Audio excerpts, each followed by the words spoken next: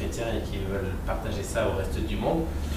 Donc on est parti à Madagascar, on est parti à La Réunion, en Angleterre, aux États-Unis, un peu partout en France, l'Alsace, Toulon. Moi ensuite je suis parti en Norvège quand mes parents ils se sont installés à Toulon. En gros, au jour d'aujourd'hui, j'ai habité dans 26 différentes maisons ou appartements. Enfin, en tout, ça fait 26. Ce qui fait beaucoup pour un mec de 21 ans. Ben, c'était pas toujours facile parce qu'il y a eu une période de ma vie où ben, j'avais des amis et puis ensuite il y avait une période où il fallait partir. Et ma période où il fallait partir, c'était tous les très souvent. Puis à un moment, ça m'a déprimé parce que bon, ben, il fallait que je me fasse des amis le plus rapidement possible, mais il fallait aussi que je les perde le plus rapidement possible. Donc je me suis formé un cœur très dur. Et tous mes amis, ben, je pouvais me faire des amis comme ça. D'ailleurs, je peux toujours me faire des amis comme ça. Hein. C'est pas parce que tu es chrétien que tu ne sais plus faire d'amis. Hein. Mais je pouvais me les faire comme ça, les amis. Mais pas parce que moi, j'étais bien, mais parce que moi, j'étais capable de m'installer dans la petite parcelle de terre que eux, ils avaient personne.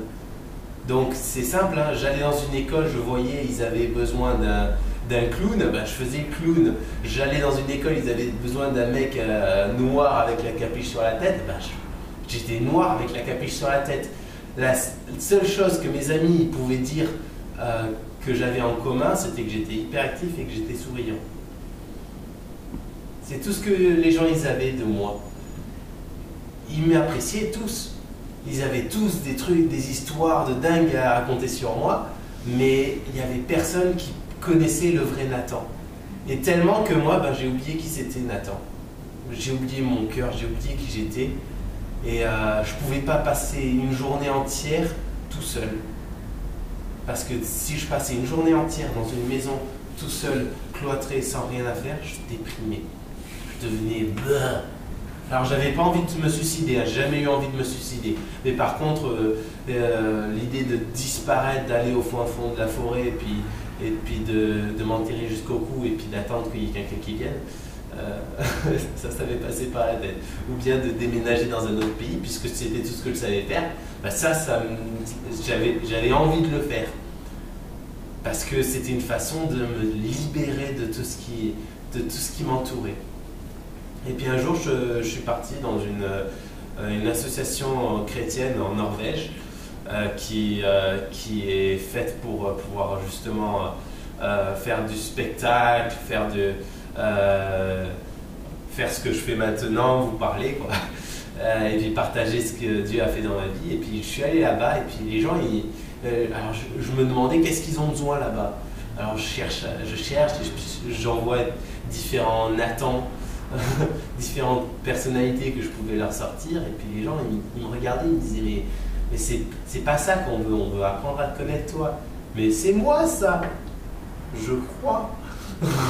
Ben non, c'était pas moi. Et puis au fur et à mesure ils ont travaillé sur moi, ils m'ont obligé à apprendre à qui j'étais. Et franchement aujourd'hui ben, je peux vous dire hein, j'ai la paix, je sais qui je suis, et ça c'est un des plus beaux cadeaux que j'ai, de savoir enfin qui je suis, à qui j'appartiens déjà de base, parce que c'est quand même lui qui m'a créé et il m'a expliqué qui j'étais. Et maintenant, niveau crise d'hyperactivité, Dieu il a fait un miracle dans ma vie. Je ne suis pas hyperactif comme je l'étais, j'ai appris à me contrôler, et ça c'est venu en même temps que d'apprendre à savoir qui j'étais. Et le fait que je sois dyslexique, eh ben, c'est pareil. Aujourd'hui, je suis capable de lire, alors que j'ai des profs qui m'ont dit que jamais je serais capable de lire. Tout ça parce que j'ai appris qui j'étais. J'ai appris qu'il y en avait qui avaient foi en moi. J'ai appris qu'il y en avait un là-haut qui avait très foi en moi, qui voulait vraiment que je réussisse. Et il me l'a prouvé. Mais tout ça, c'est en apprenant qui je suis.